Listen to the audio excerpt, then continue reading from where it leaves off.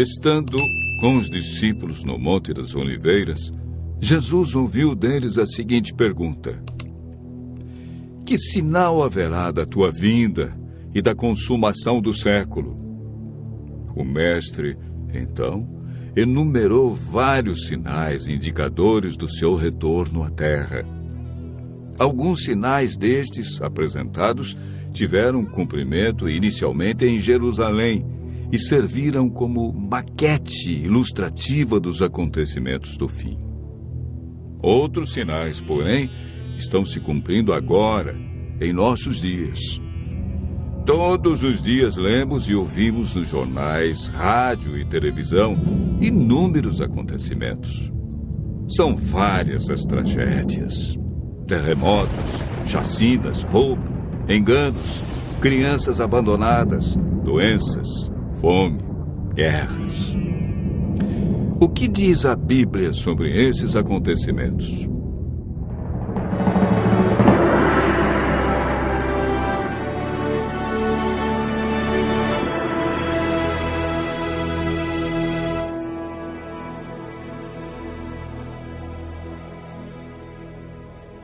Vamos analisar os sinais que antecedem a sua volta em 3 partes. Primeiro, os sinais no mundo social. Segundo, sinais no mundo natural. E, por último, sinais no mundo religioso. Os sinais no mundo social estão descritos em Mateus 24, versos 6, 7 e 10.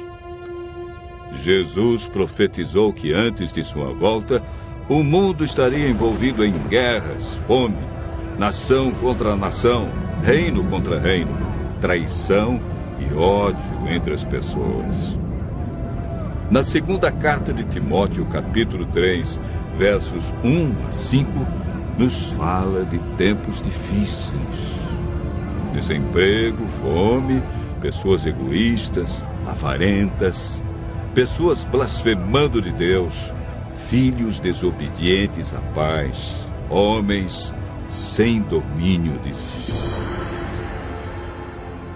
Esses sinais no mundo social são provenientes da obra de Satanás e não de Deus. Na segunda parte do nosso estudo, falamos a respeito dos sinais no mundo natural.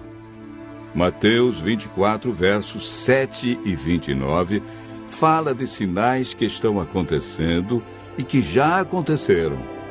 No dia 19 de maio de 1780, o sol escureceu. Esse dia ficou conhecido como o Dia Escuro. Na região leste dos Estados Unidos, tão densas eram as trevas que as lamparinas foram acesas ao meio-dia. A lua, embora fosse cheia, negou-se a iluminar. A ciência não conseguiu explicar esse fato sobrenatural, mas a Bíblia o apresenta como um dos sinais que antecede a vinda de Cristo. Em 13 de novembro de 1833, ocorreu uma deslumbrante queda de estrela jamais vista. Esses sinais já se cumpriram uma vez, mas antes da vinda de Jesus se repetirão com maior intensidade. Os sinais no mundo natural, como terremotos, enchentes e grandes calamidades que matam milhares de pessoas, indicam que Satanás está agindo até mesmo na natureza. Tratamos na terceira parte do nosso estudo sobre os sinais no mundo religioso. Mateus 24, versos 4 e 5, fala sobre o engano religioso que haverá no tempo do fim. Mateus, capítulo 24, verso 11, refere-se ao aumento das religiões.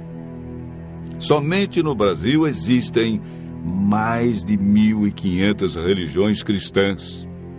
No mundo, são mais de 35 mil religiões cristãs. Jesus afirmou também que antes de sua vinda, os falsos cristos e falsos profetas operariam sinais e prodígios. Mas o que fazer diante de tantas religiões? O conselho de Jesus é claro. Ele diz: acautelai-vos para que ninguém vos engane, porque muitos virão em meu nome e enganarão a muitos. Segundo Pedro 2, versos 1 a 3, fala da atitude de líderes religiosos que são movidos pela ambição e acabam usando a religião, a Bíblia, milagres e o nome de Deus para explorar as pessoas que os procuram em busca de curas, sinais e prodígios. Outro sinal no mundo religioso é encontrado em Mateus 24, verso 14.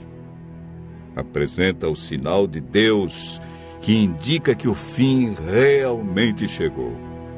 Esse sinal é a pregação do Evangelho do Reino em todo o mundo. O apóstolo Paulo nos fala em Gálatas, capítulo 1, verso 6, de um outro evangelho que parece ser bíblico, mas não é. Esse evangelho é o falso evangelho de Satanás, pois este sabe que pouco tempo lhe resta e está empenhado em difundir os seus terríveis enganos. O que devemos fazer para não sermos enganados diante de tantas religiões? Em 1 João, capítulo 4, verso 1, encontramos a resposta. A Bíblia nos orienta a provar se os espíritos provêm de Deus ou não, ou seja, comparar. Aquele que quiser fazer a vontade de Deus deve comparar a doutrina da Bíblia com aquilo que outros ensinam. Por que Deus manda provar? De acordo com Mateus 7, verso 15, o engano vem parecendo verdade. Vimos que os sinais preditos por Cristo estão todos se cumprindo, indicando que em breve todo o mal do universo terá seu fim. O que está faltando para Jesus voltar?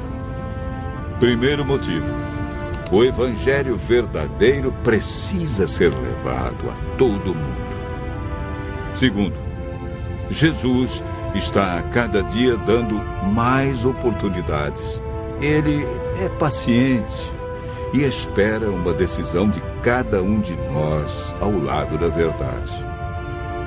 Lucas 21, verso 28, declara que, ao começarem estas coisas a suceder, exultai e erguei a vossa cabeça, porque a vossa redenção se aproxima. Continue ouvindo a voz de Deus. Em breve, vamos contemplar Jesus vindo sobre as nuvens do céu com poder e grande glória.